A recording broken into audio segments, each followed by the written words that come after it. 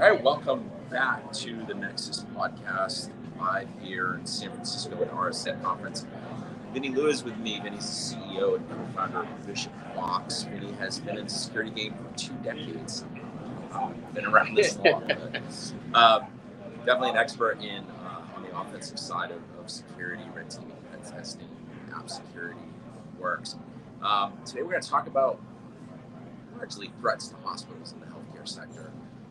And things that these folks are dealing with, and what the role, the place of offensive security has during an incident, part of response, etc. So it's going to bring some insight there. Obviously, healthcare's had a huge target back from attackers, and experts like Vinnie are seeing a lot of stuff as they have engagements with a lot of these organizations. So I'm looking forward to his insight. Thanks for coming on. Appreciate it. Good to see you, man. So before we get into the heart of the discussion, I'm just curious always, like when I talk to somebody who does what you do, or somebody hires you for engagement, are they kind of nervous still about bringing in a red teamer and offensive security person like yourself? I think too. There's always a little bit of nerves when you go in. You don't know what you're going to find, and so there is a bit of that. I would say over the last few years, it's become a lot more complex. And now it's less common for security professionals and people in our industry to be nervous about it because they see it as like a very positive thing. Sure. Like, yes, I want you to come in and I want you to actually help me know where my vulnerabilities are, convince others within the organizations that we need to get work done and we need to make some changes. But more often it's the engineering or other groups that ultimately have to fix or may not want to receive the bad news or maybe more less familiar with it and are resistant to it. And typically where we have to persuade people or not even persuade them that many is about what we do is those second line organizations.